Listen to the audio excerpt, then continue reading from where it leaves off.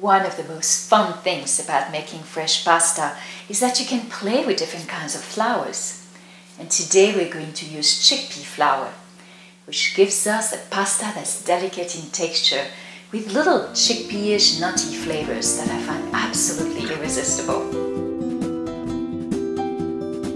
But chickpea flour has no gluten. And even though we're going to mix it with 0-0 flour, we end up with a dough that's much less elastic than regular pasta dough. So there are two things you need to remember. First, you need to roll the pasta a little bit thicker than normal. Second, once the pasta is cut, you mustn't hang it, otherwise it will stretch and even break. It's best to lay the pasta on a flat surface. Are you ready? Let's make it.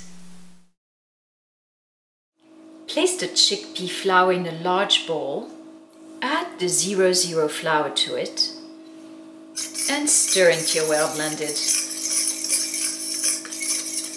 And now make a well in the center of the bowl. Now crack the eggs into the well and add the oil. I like to mix my dough in a large bowl rather than directly on the countertop. It's a lot easier that way and much less messy. And now beat the eggs.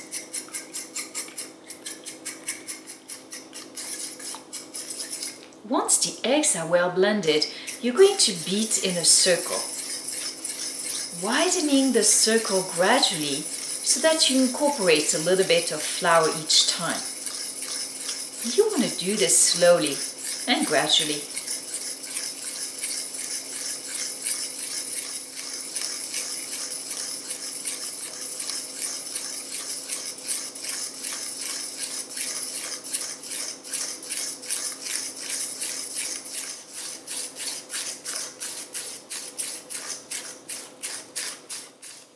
Now the dough is starting to form and get a little stiffer.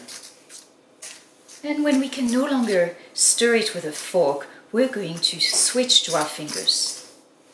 About right now. So clean the fork and then continue incorporating the rest of the flour into the dough with your fingers.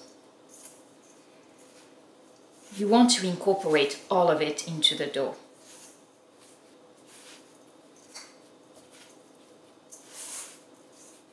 Alright, that looks good.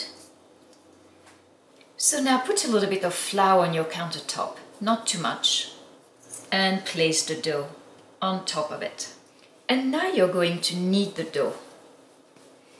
If you know how to knead, go ahead and practice your method. And if you don't, I will show you mine. So, holding the dough in your hands, place the dough on the countertop, press with the heel of your hands and then fold it. And now you're going to gently press again. And then pick up the dough and give it a quarter turn. And you repeat. The reason I like to pick up the dough is so that it doesn't stick to the countertop. So press, fold, press, and pick it up and turn it. Press, fold, press, pick it up and turn it. Press, fold, press, pick it up and turn it. Now, in the beginning, you will be a little bit slower if you don't know how to knead, and the dough will tend to stick to the counter. If that happens, sprinkle with a very small amount of flour and continue kneading. You want to add as little flour as possible while you're kneading, because the dough will be sticky in the beginning, but as you knead it, it will become firmer. If you add too much flour, the dough will be too stiff.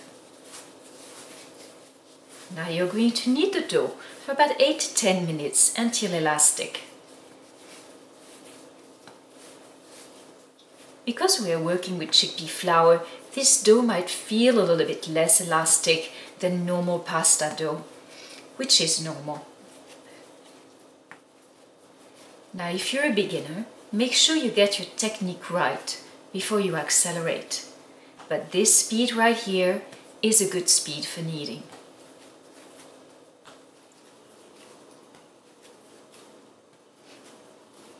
It's been about 10 minutes and I can feel the dough is ready. It is totally smooth and elastic. So now place more flour on your countertop and roll the dough in it. You want it to be well covered with the flour. Now wrap the dough in plastic wrap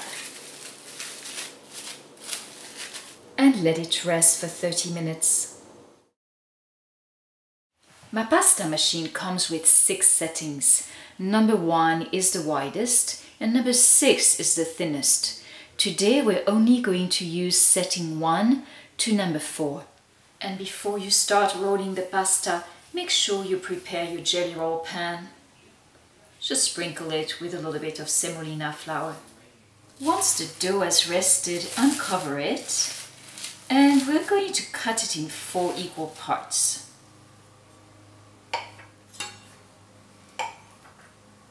We're going to work with 1 part at a time, so you want to keep the other parts covered. You want to place a good amount of flour on your counter, kind of on top of your working area. Now shape the piece of dough into a rectangle, about 3 by 6.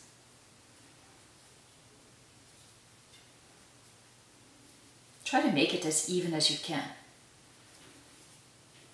And now fold it in thirds, like this. Place it on top of the flour and make sure there's plenty of flour on both sides. Now set your machine at setting number 1, which is the widest, and feed the dough right through it.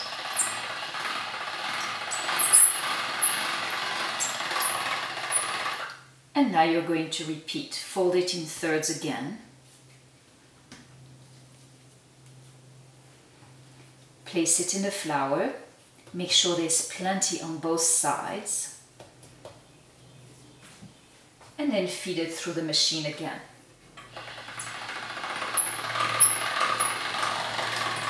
And now we're going to do this one more time. So this is our 3rd time. Fold it in thirds. Place it on top of the flour, making sure both sides are floured. And then feed the dough through the machine. One more time and our last time.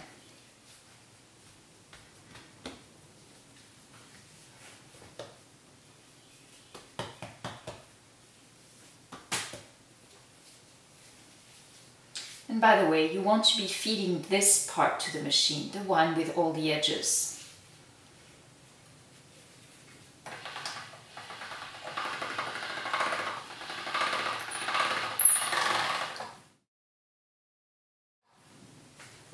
So now place the dough without folding it on top of the flour. Make sure again that there's plenty of flour on both sides. Set your machine at number 2. And then roll the dough right through it.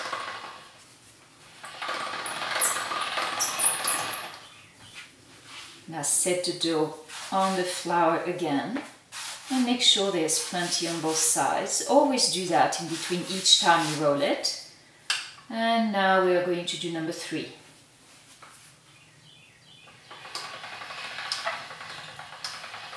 When you work with the dough, make sure you always get your thumb out of the way, so that you don't make holes through the dough with your fingers. Here we are, putting flour again on the dough. And now we go through number 4.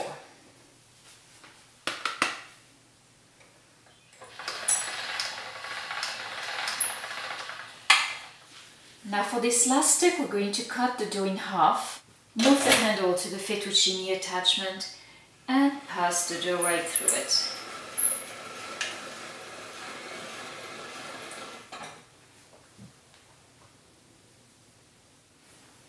And place the pasta on your prepared jelly roll pan. You can use the pasta right away or let it air dry for a couple of hours and then put it in a Ziploc bag and freeze it. I don't recommend refrigerating this pasta because it will get a little sticky. Have fun making your pasta and bon appétit!